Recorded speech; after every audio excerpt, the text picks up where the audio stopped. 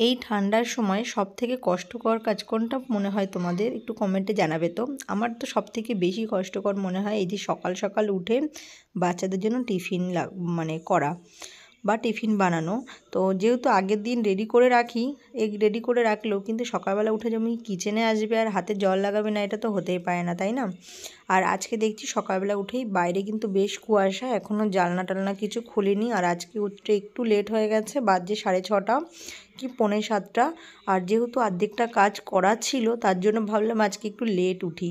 আর এই যে জলের ড্রামে দেখছি জলটা পর্যন্ত মানে আজকে ঢালা নাই, এতটা বেশি ঠান্ডা লাগছে আমার, মানে হিম্মত হচ্ছে না যে 20 লিটারের যে জলের ড্রামগুলো থাকে ওগুলো ধরে জলটা ঢালি। আর সকালবেলা উঠে ভাবি যে একটু নিজের জন্য একটু সময় দেবো, নিজের জন্য একটু সময় বের করবো, হয়ই না, উঠেই আগে কিচেনের মধ্যে চলে আসতে হয়। তো যাই হোক, নিজে একটু মুখটা ধুয়ে একটু ফ্রেশ হয়ে চলে আসলাম এখানে কিচেনে। যেহেতু এই কালকে বললাম রাতেরবেলায় পাস্তা সিদ্ধ করে রেখেছিলাম, তোমাদের দেখিয়েছিলাম। তারপরে হচ্ছে টমেটো পেস্ট করা ছিল, টমেটো কাটা ছিল, পেস্ট করে নিই। তো এখন এই মিক্সি জারে দিয়ে পেস্ট করে নেবো। আর এই সাইডে বসিয়ে দিয়েছি দুধটা গরম, যেহেতু বাচ্চাদের দুধ বিস্কিট খাইয়ে দিতে হয়। আর আজকে বাইরের ওয়েদারটা কিন্তু মানে খুব পরিষ্কার আকাশ, কিন্তু কুয়াশা আছে অনেক, মানে আলোকিতভাবে যে কুয়াশাটা হয় না, বেশ অন্ধকার অন্ধকার যে কুয়াশাটা একদম থাকে সেভাবে না, বাইরে কুয়াশা আছে। একটু পরে জানলাটা খুলবো তখন দেখতে পারবে। তো এখন টিফিন রেডি করছি, বাচ্চাদের দুজনকে কাউকেই উঠাইনি। আর একটা কড়াই বসিয়ে দিলাম আর দিয়ে দিচ্ছি সাদা তেল, বানাবো হচ্ছে পাস্তা। আর এই সকালবেলায় উঠে না, শীতের সকালে ইচ্ছা করে না যে কিছু করতে, ইচ্ছা করে যেন আবার কম্বলের মধ্যে একটু কম্বল মুড়ো দিয়ে শুয়ে থাকি। তোমাদের কীরকম হয় সেটা জানিও। আর এখানে টমেটোর মধ্যে দিয়ে দিয়েছিলাম একটু করে আদা আর লঙ্কা, সেটা তোমাদের আর দেখানো হয়নি। তো যাই হোক, মিক্সিতে আমি করে নিলাম। আর এদিকে জল গরম বসিয়েছি, যেহেতু অনেকটা ঠান্ডা থাকে, বাচ্চাদের স্কুলে জল গরম দিতে হয়। আর মেয়ে তো জল গরম ছাড়া অন্য কিছু নেবেই না, প্লেন জল দিয়েছিলাম একদিন, সেটা আর খাইনি। তো যাই হোক, তারপর থেকে মেয়েকে রেগুলার গরম জলই দিতে হয় আমাকে। আর ছেলে গরম জলটা অতটা পছন্দ করে না। আর এখানে মিক্সি জারি দিয়ে টমেটোটা পেস্ট করে নিলাম। আর তার মধ্যে এই দেখো, বাইরে দেখেছো কেমন কুয়াশা কুয়াশা ভাব, বাইরে এখনও ধোয়া ধোয়া।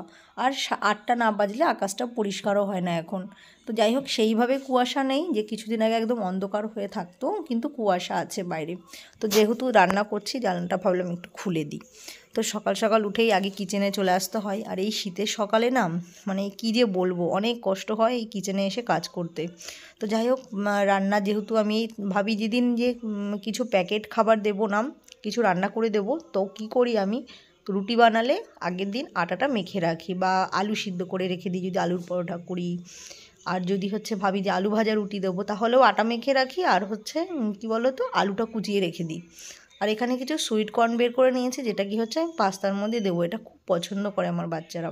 তো আমি কড়ার মধ্যে তেল দিয়ে কারি পাতা, সর্ষে অল্প ফোড়ন দিয়ে একটু হিং দিয়ে দিলাম কিন্তু টমেটোর পেস্টটা। তো তার সাথে এখানে দেখো পাস্তা সিদ্ধ করে রেখেছিলাম।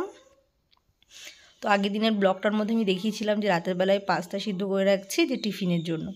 তো এইগুলো কাজগুলো কিছু করে গুছানো থাকলে না অনেকটা ইজি হয় এত কিছু করার জন্য, না হলে একার হাতে না অতটা মেনটেন হয় না। যেহেতু ওদের স্কুলটা অনেকটা সকালে থাকে, তো আমাকে অনেক কিছু মানে ভাবনা চিন্তা করে রেখে দিতে হয় যে আমি পরের দিনে কি বানাবো বা ওদের কি টিফিনে দেবো।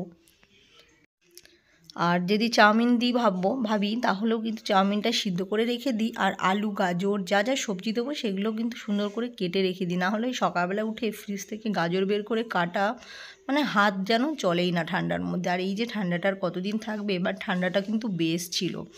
তো আমার তো এবার প্রচণ্ড বেশ ঠান্ডা লাগলো, প্রচুর ঠান্ডা ছিল এবার, ঠান্ডাটা বেশ ভালোভাবে এনজয়ও করেছি। খুব ঠান্ডা, মানে বলে না যে ঠান্ডা, যদি ঠান্ডার সময় যদি ঠান্ডা না পড়ে তাহলে কি আর মনে হয় গরমের সময় গরম, ঠান্ডার সময় ঠান্ডা, বর্ষার সময় বর্ষা। কিন্তু এবার যে বর্ষাটা হয়ে গেল মাঝখানে, ওটা কিন্তু আমাদের অনেক ভুগিয়েছে ঠান্ডাতে। যাই হোক, এখানে লবণ হয়েছিল নাকি একটু চেক করে নিলাম, তারপরে দিলাম সামান্য পরিমাণ স্বাদ মতন লবণ, আর দিব সামান্য পরিমাণ চিনি।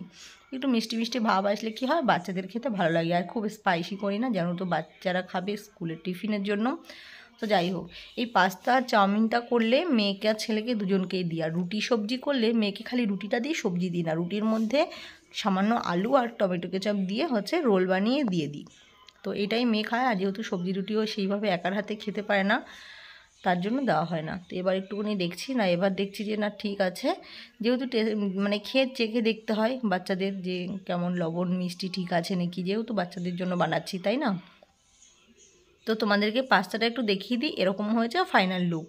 তো দেখতে পাচ্ছ কতটা সুন্দর কালার এসছে। আর এইভাবেই কিন্তু বাচ্চারা পাস্তাটা খেতে খুব ভালোবাসে। আর এটা কিন্তু হচ্ছে আটার পাস্তা, এটা হচ্ছে ময়দার যে পাস্তাগুলো হয় সেটা না।